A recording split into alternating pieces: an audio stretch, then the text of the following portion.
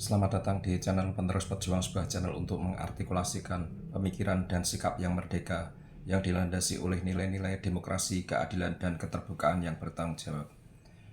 Teman-teman, dari waktu ke waktu saya melihat bahwa para penuduh ijazah palsu ini memang tidak mencari kebenarannya, tapi mereka memang mencari pembenaran atas apa yang mereka lakukan.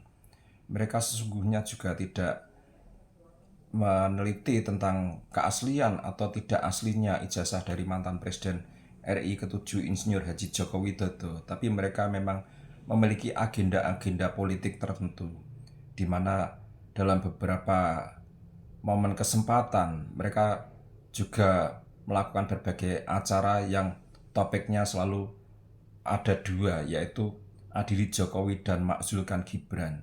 Ini jelas sangat jauh dengan apa yang mereka klaim selama ini, bahwa mereka sedang melakukan penelitian tentang ijazah.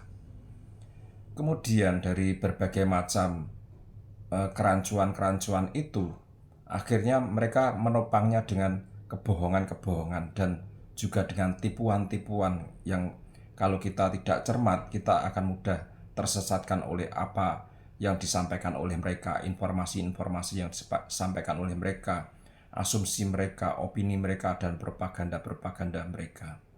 Ini juga saya dapati yang terakhir ini, di mana mereka sangat getol mempropagandakan bahwa ijazah UGM yang mereka katakan sebagai asli di tahun 1985, yaitu harus ada hologramnya. Ini tentunya tidak sesuai dengan sejarah dari pengaman hologram yang mulai dipakai di Indonesia. Seperti kita ketahui bahwa benda-benda yang diproduksi di Indonesia atau dijual di Indonesia mulai diberi pengaman berupa hologram itu pada tahun-tahun pertengahan 2000-an ke atas atau ke sini. Itu pun terjadi pada ijazah yang dikeluarkan UGM, yaitu pengamannya ditambah dengan hologram itu pada pertengahan 2000-an ke atas sampai sekarang ini. Jadi sangat mustahil ketika mereka mengklaim bahwa ijazah yang dikeluarkan pada bulan Mei 1985 sudah dilengkapi hologram. Ini adalah pembohongan publik yang luar biasa. Tidak ada hologram di bulan Mei 1985 pada ijazah yang dikeluarkan oleh UGM. Saya mencermati bahwa munculnya narasi hologram ini adalah bentuk kepanikan mereka seusai dilangsungkannya gelar perkara khusus di Polda Metro Jaya, yang ternyata mendapatkan bahwa ijazah milik Jokowi itu ada watermark, ada embossnya. Itu mereka panik sekali. Kemudian mereka mencari satu ciri yang tidak ada di ijazah Jokowi itu, yaitu hologram. Nah, konyolnya bahwa hologram itu tidak mungkin ada di tahun 1985 di ijazah yang dikeluarkan UGM. Itu baru di pertengahan 2000-an ke atas sampai sekarang ini. Itu di mana-mana seperti itu. Seperti saya juga punya salah satu produk ya. Salah satu produk di mana untuk mengurangi terjadinya pemalsuan dipasang hologram. Ini hologram. Demikian pula kalau kita ingat pada masa-masa tahun 2000-an ke atas, kita ketika misalkan membeli CD atau membeli kaset, itu baru dilengkapi hologram di tahun pertengahan 2000-an ke atas sampai terakhir mereka memproduksi CD dan kaset itu. Jadi tahun-tahun 1985 belum ada hologram. Baiklah, akan saya jelaskan timeline di mana mereka memunculkan narasi hologram sebagai bentuk kepanikan seusai adanya gelar perkara khusus di Polda Metro Jaya, yang di situ sudah terang benderang bahwa ijazah Jokowi itu ada watermark maupun embossnya. Ini berdasarkan kesaksian dari pihak-pihak yang berseberangan justru, yang mereka mengatakan bahwa benar ijazah Jokowi yang ditunjukkan di Polda Metro Jaya waktu gelar perkara khusus itu memang ada emboss dan watermarknya. Akan saya tunjukkan bukti videonya ya, kesaksian dari pihak mereka. Melihat itu dibuka, ada sampul plastik, kuku saya panjang, saya gerus, saya masukin tangan saya pegang, ada apanya di situ, apa namanya, embos apa? Embus. Terus ada apa namanya satu lagi? Watermark. Kenapa Muslim watermark itu pertama saya lihat karena saya lihat yang dibilang tidak ada dan ijazahnya di bawahnya itu ada robek-robek. Itu ada kesaksian dari Elida Neti ya, penasihat hukum dari Egy Sujana, yang kemudian dari kesaksian Elida Neti di gelar perkara khusus yang diadakan oleh Polda Metro Jaya, mereka mengakui bahwa ijazah Jokowi itu asli karena memang ada watermark dan ada embosnya. Kemudian berujung pada dilakukannya restoratif justice di SP3-kannya Egy Sujana. Kesaksian Elida Neti ini tidak sendirian. Ternyata dari pihak sebelah, yaitu penasihat hukum mereka, Refli Harun, ternyata juga melihat yang sama. Akan saya coba putarkan videonya. Banyak kesan misalnya soal foto, soal tipisnya dan lain sebagainya. Embos ada. Saya harus mengatakan embos ada. Kemudian watermark ada. Gambar embos, Mas. Jangan bilang embos. Paat, ya kan? Kelihatan di sini bahwa saat itu Refli Harun masih jujur ya. Dia mengatakan bahwa embos ada, watermark ada. Artinya saat gelar perkara khusus dia benar-benar menyaksikan adanya embos dan adanya watermark di ijazah Jokowi yang ditunjukkan pada saat gelar perkara khusus. Di video tadi terlihat bahwa Roy Suryo panik ya. Dia mengatakan, jangan bilang embos mas, itu gambar embos, seperti itu. Sepertinya Roy Suryo melakukan penyangkalan terhadap apa yang diucapkan oleh rekannya sendiri. Nah, ini wajar karena Roy Suryo selaku tersangka, sedangkan Refli kan selaku penasihat hukumnya. Tapi saya menilai bahwa Refli ini jujur. Dia berada di kubu yang berlawanan dengan Jokowi, tapi dia berani mengatakan ada embos dan watermark. Ini seperti Zainal Arifin Mokhtar yang kemarin saya tunjukkan videonya. Dia juga sebagai orang yang sangat anti terhadap Jokowi, tapi dia jujur mengatakan bahwa 50% lebih skripsi di Fakultas Hukum itu tidak ada tanda tangan dosennya. Nah, ini kalau mereka berani jujur, artinya kasus ini cepat selesai. Seperti itu. Nah, ini dari gelar perkara khusus sampai beberapa hari setelah itu, memang narasi-narasinya, wacana-wacana di ruang publik itu hanya ada watermark dan hanya ada embos pada ijazah. Tidak ada hal yang lainnya. Kenapa kemudian muncul hologram? Hologram itu muncul belakangan, yaitu munculnya pada persidangan CLS di Pengadilan Negeri Solo. Itu pertama kali yang mengatakan adalah Rujito. Rujito ini adalah alumnus dari Fakultas Hukum Universitas Islam Indonesia. Dia hanya berbekal ijazah milik almarhum kakaknya yang wisuda di bulan Mei 1985. Rujito ini diajukan oleh pihak penggugat, yaitu dalam hal ini penasihat hukumnya yaitu M. Taufik SH. Nah, ini aneh. Kenapa Rujito sampai memunculkan narasi hologram? Akan saya tunjukkan videonya. Saya tidak mempunyai kemampuan untuk membandingkan karena saya bukan ahlinya. Tapi yang jelas bahwa ijazah ini asli karena yang saya lihat ini kalau di center majelis ini keluar hologramnya.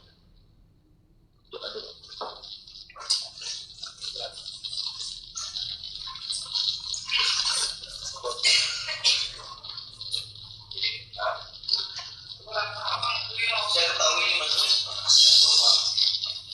Oh iya. Hologramnya. Ini yang hologramnya. Oh iya.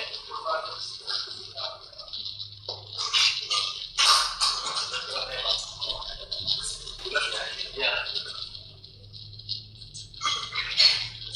Saya ketahui sebagai salah satu indikasi bahwa ini asli. Perhatikan lagi. Dari informasi bahwa ada hologram di balik ijazah ini. Sebagai salah satu indikasi bahwa ini asli dari informasi bahwa ada hologram di balik ijazah ini. Menarik, ini adalah kesaksian Rujito ya, salah satu saksi yang diajukan oleh M. Taufik SH di sidang CLS Pengadilan Negeri Surakarta ya. Tadi dia hanya bersaksi bahwa ijazah milik almarhum kakaknya dari Fakultas Kehutanan yang wisuda pada bulan Mei 1985, dia hanya bernarasi tentang hologram.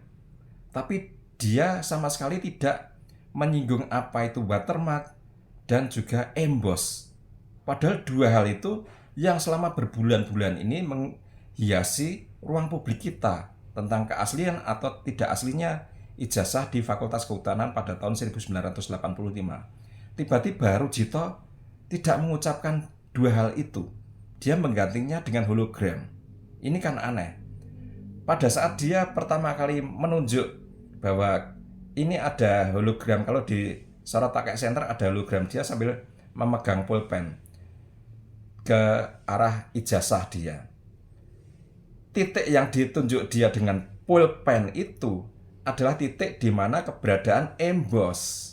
Nah ini kemungkinan besar yang disebut Rujito sebagai hologram itu adalah emboss. Tapi kenapa emboss dikatakan hologram? Kemudian saat dia menuju ke meja hakim, dia masih menunjuk ke arah titik yang sama, yaitu titik keberadaan emboss. Emboss itu seperti kita ketahui keberadaannya adalah di letak tanda tangan dari rektor pada ijazah tersebut. Ini aneh sekali. Jadi apa yang disebut Rujito sebagai hologram? Saya menduga kuat itu adalah emboss. Tapi kenapa dinarasikan hologram? Setelah dia menarasikan hologram, dia sama sekali tidak pernah menyebut ciri dari ijazah yaitu watermark dan emboss. Dia hanya hologram. Ketika dia sudah dari meja hakim, kemudian dia duduk kembali. Dia mengatakan bahwa salah satu indikasi ijazah ini asli dari informasi. Dia mengatakan seperti itu. Artinya dia mendapatkan masukan dari seseorang atau beberapa orang atau pihak lain bahwa salah satu indikasi ijazah itu asli adalah adanya hologram. Berarti tidak murni dari Rujito sendiri untuk mengatakan itu hologram. Setelah itu selesai, dia sama sekali tidak menyinggung watermark, tidak menyinggung emboss, hanya hologram. Ini kan aneh. Yang ditunjuk dengan pulpen tadi adalah titik di mana keberadaan emboss, tapi dia mengatakan hologram. Apakah ini artinya emboss dirancukan dengan hologram? Ini masih tanda tanya. Apakah ini sebuah tipuan bahasa, trik-trik bahasa, bahwa emboss dikatakan sebagai hologram? Ini perlu didalami. Saya yakin ijazah yang dikeluarkan UGM tahun 1985 tidak ada hologram. Hologram itu teknologi terkini untuk mencegah pemalsuan.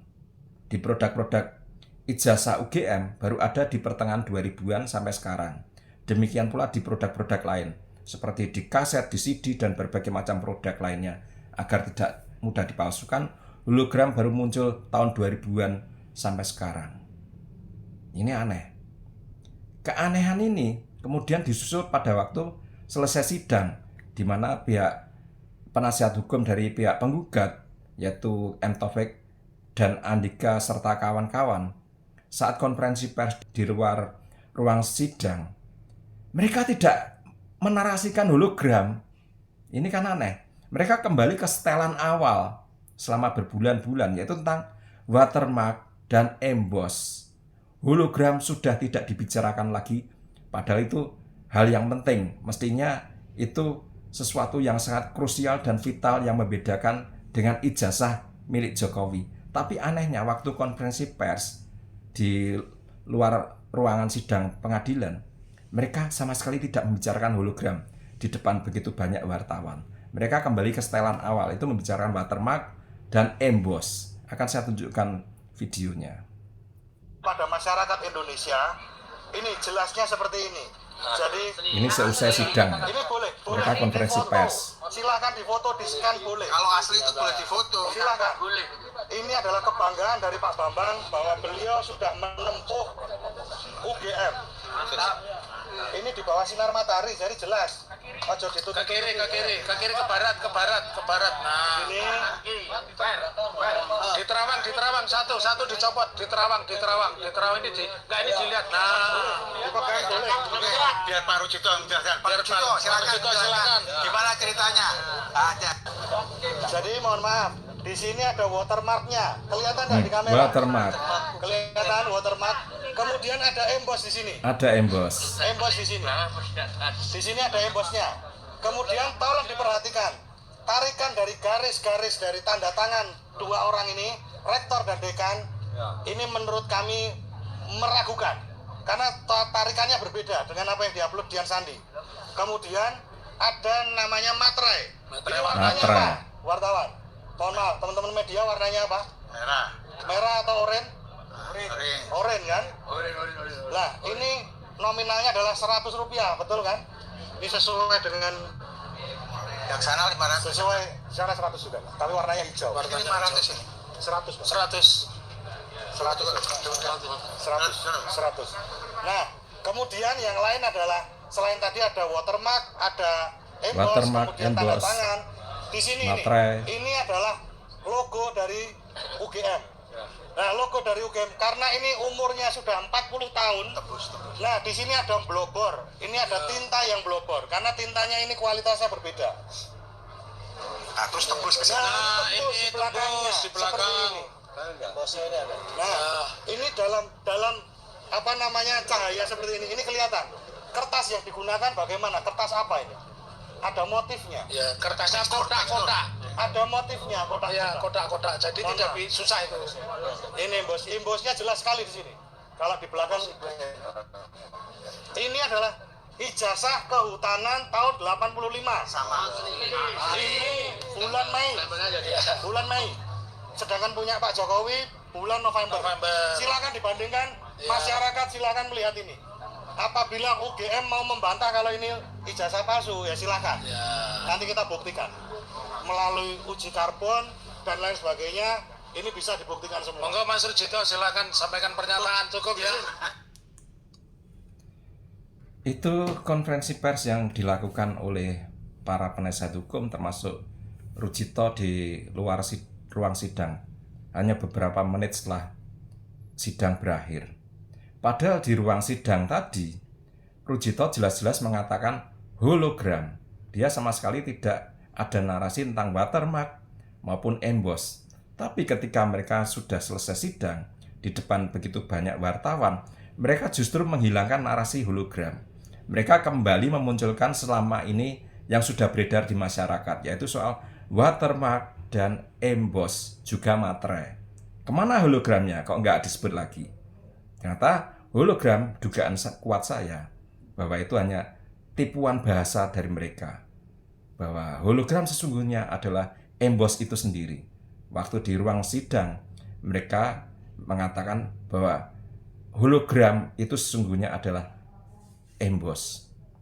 Ketika mereka sudah keluar, mereka tidak berani lagi mengatakan hologram. Karena di hadapan begitu banyak wartawan. Tentunya wartawan bisa membedakan apa itu emboss dan apa itu hologram. Emboss itu adalah teknik cetak yang memunculkan efek timbul. Baik di permukaan kertas, permukaan plastik, permukaan logam, permukaan kulit. Sedangkan emboss itu adalah stiker optik yang memunculkan efek warna-warni ketika dilihat dari berbagai macam sudut. Jadi sangat berbeda sekali antara emboss dengan hologram. Di ruang persidangan mereka mengatakan hologram, padahal yang ditunjuk itu adalah lokasi titik di mana keberadaan emboss. Sedangkan di luar persidangan mereka kembali mengatakan watermark dan emboss, sama sekali tidak ada lagi narasi tentang hologram. Ini sangat mencurigakan. Apakah ini hanya trik bahasa, tipuan bahasa? Nanti kita akan tahu dengan berjalannya waktu.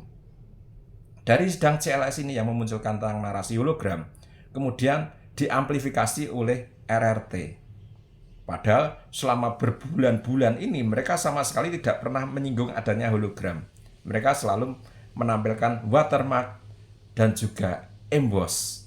Setelah dari adanya sidang CLS yang memunculkan narasi hologram, trio RRT terutama Tifa dan Rismond kemudian memunculkan sebuah wacana baru, narasi baru, yaitu hologram. Akan saya tunjukkan videonya. hologram. Itu. Dan kami lihat, kok nggak ada ya? Itu satu itu. Itu pernyataan Rismond di sebuah acara televisi. Yang jelas acara televisi itu setelah terjadinya sidang CLS di Pengadilan Negeri Surakarta. Tifa pun demikian, kemudian memunculkan narasi hologram juga seusai acara CLS di Pengadilan Negeri Surakarta. Ini kuncian terakhir ya bagi kepalsuan dari ijazah tersebut ya. Yaitu apa? Sesuatu yang tidak mungkin dipalsukan, yaitu apa? Hologram. Ya. Hologram. Jadi ini adalah sesuatu rahasia dari ijazah. Nggak mungkin, itu tidak bisa, tidak bakal bisa ya. Jadi itu kuncian. Kalau mereka mungkin bisa menambahkan embos-embosan ya, embos palsu, karena mereka juga tidak memahami apa arti embos itu.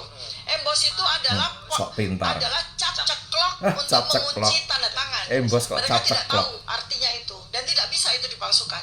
Kemudian mereka menambahkan watermark, mereka menambahkan lintasan stempel, tapi pastilah bahwa mereka tidak akan bisa menambahkan hologram. Terima kasih. Oke. Hologramnya. Sok pintar ya Tifa itu. Dia aja mendefinisikan emboss itu cap ceklok. Padahal emboss itu suatu teknik untuk memberikan efek timbul pada media kertas, media plastik, media kulit, media logam, seperti itu. Dia hanya mampu mendefinisikan sebagai cap ceklok. Ini kan sok pintar tapi wagu kalau menurut orang Jawa.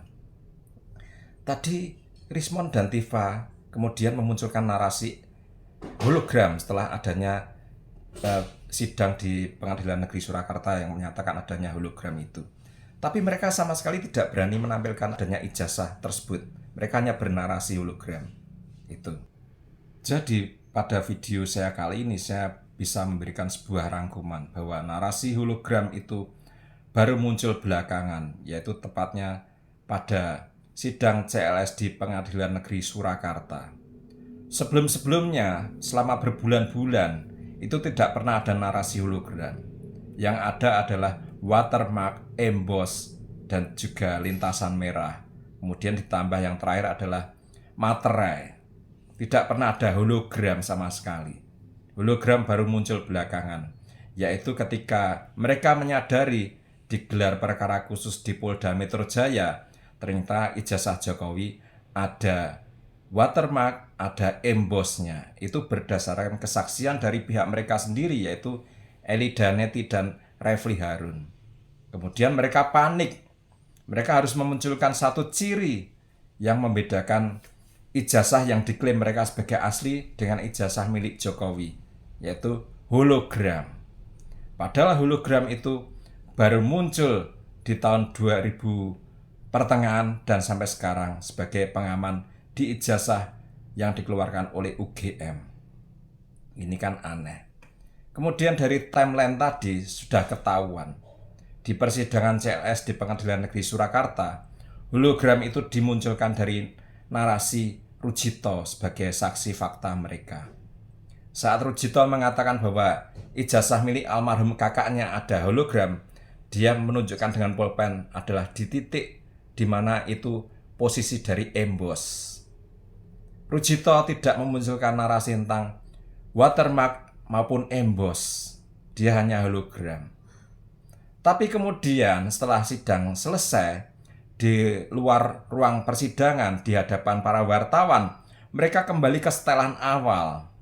Tidak lagi berani menyebut hologram. Mereka memunculkan narasi watermark, emboss, materai, dan juga lintasan merah. Jadi sama sekali tidak berani lagi mengatakan hologram. Karena apa? Di hadapan wartawan, para wartawan tentunya lebih awas daripada para hakim di dalam ruang sidang pengadilan yang sangat temaram lampunya.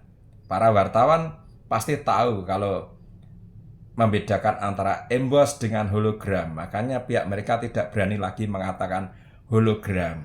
Karena di luar ruang sidang pengadilan tentunya sangat terang dengan sinar matahari, dan para wartawan yang notabene adalah para anak-anak muda tentunya matanya lebih awas. Mereka tidak bisa dibohongi antara emboss dengan hologram.